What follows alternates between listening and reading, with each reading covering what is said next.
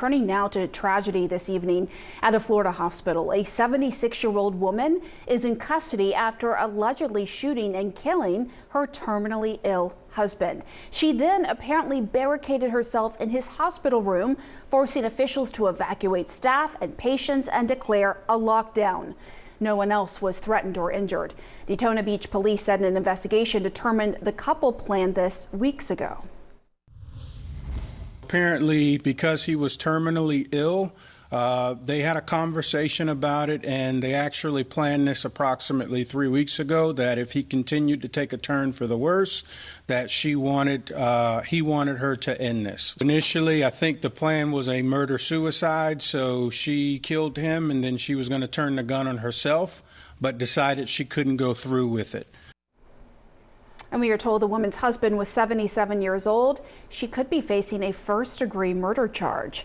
CNN national security analyst Juliet Kayyem joins us. Juliet, this is such a sad story for so many reasons, right?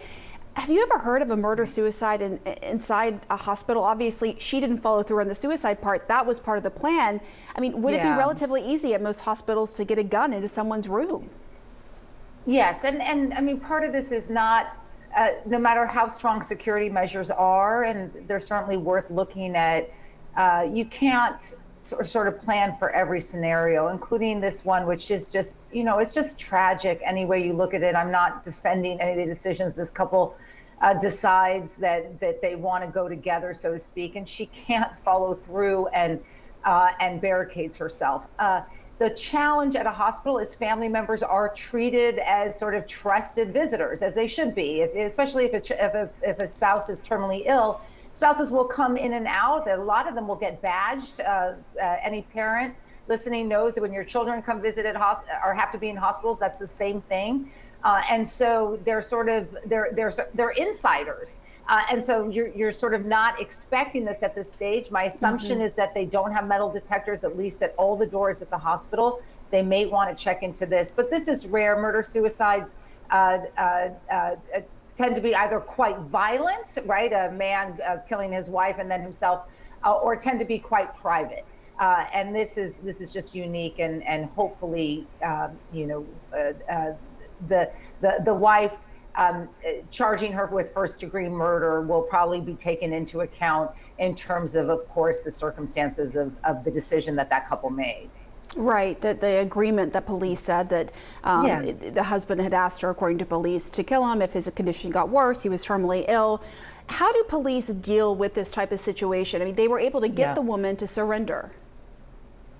So at some stage, when they know it's not a true active shooter, like the kinds that you and I think about and are often on about in terms of someone just basically wants a body count, right? That this is a situation in which it was quite planned and targeted, and their only concern is if there were other patients in that room, which it appears that there weren't, and then of course the patients that are around that room and protecting them. So they're going to treat this, and did treat this, as a more typical, rather than active shooter, as a hostage situation. There was no reason to believe she was after anyone else. They probably likely knew her. He had been in the hospital at least a couple weeks, and so they're able to bring her out without further harm to herself, and then to get the care that she needs. We sometimes think of these cases, in the sort of safety security lens, and how could this happen? And sometimes there's just situations in which you really can't sort of plan for, because they're so unique and maybe, just different in kind, which this one is, and one in which I think the authorities are really going to have to think about whether first-degree murder is the appropriate charge, given all the circumstances and context that we know. Joining us now is Dr. Joshua Horenstein. He's a cardiologist who had to shelter in place at Advent Health Hospital in Daytona Beach while all of this was unfolding. Dr. Horenstein, thank you for being with us. No doubt this had to be a frightening moment for you, other staffers. Can you walk us through what happened? Certainly. Thanks for having me. First, I'd just like to say how appreciative I am of all the law enforcement who were there, how quickly they acted, and how they were able to resolve the situation without any further loss of life. It was pretty scary, especially in the early parts where we really just had no idea what was going on. I was rounding in the emergency department when a announcement came on the overhead speakers saying code yellow, and we get codes all the time that refer to patients having cardiac distress, but yellow is not something any of us have ever heard before. So people are looking on their badges to see what that even means.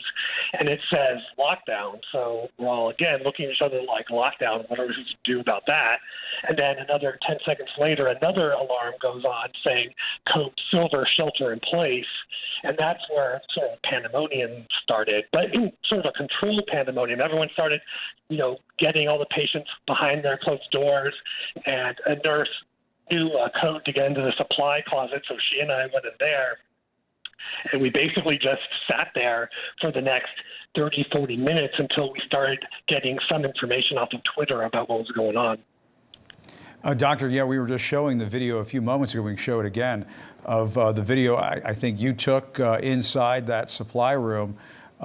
Yes. I mean, what was going through your mind when you were waiting in there? So for the first few seconds, you're like, this is just like any other fire drill we've all been through in our whole life. It's not real. But there were a couple moments when you would hear doors slamming and raised voices, and it's hard not to flash back to any video of any mass shooting we've all seen over the years, and suddenly it is real. And you don't know that it's an old lady on the top floor. You just, for all you know, there's a shooter outside the room, and that you saw the picture of the stretcher barricading the door, and you're looking at that saying, is that really going to stop a shooter if they want to get in here? But that's what's going through your mind. Yeah, and doctor, I mean, your reaction to the fact that somebody was able to, I mean, obviously this was a tragic situation where this woman and her husband apparently took it upon themselves to do this sort of thing, but your reaction to somebody being able to bring a gun into a hospital like that? It's terrible. This isn't even the first time in my career this has happened. When I was in training in San Diego, there was a murder suicide almost exactly like this, of patients who were a patient who was terminally ill. And, it speaks a lot for gun violence in the country, even though they had this pact. Is this really the way to do it? It was so violent and so distressful to not just the staff, but all the patients that are there trying to recover and hearing what's going on. I mean, it was dreadful. And did you talk to other folks there in the hospital who heard the shot? No, so I was on the ground floor in the emergency department. This, as it turned out, happened on the 11th floor, I believe. So we were geographically far removed from it. That's good. And what kind of resources are being provided to staffers there? I'm guessing that the hospital is trying to deal with this situation right now. Yeah, and have the police left the area?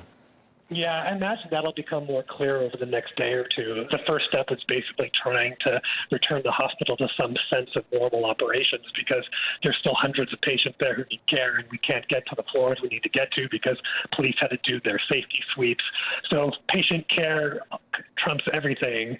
And then following that, I know the hospital will be working with any staff in their, understandable, distress. And what goes through your mind, doctor, thinking about, the awful situation that so many families find themselves in, where a loved one is terminally ill, going through a very difficult experience of passing, and they're tempted to do something like this? Yeah, as part of my job, I see people with end-stage heart failure, on a very routine, basis.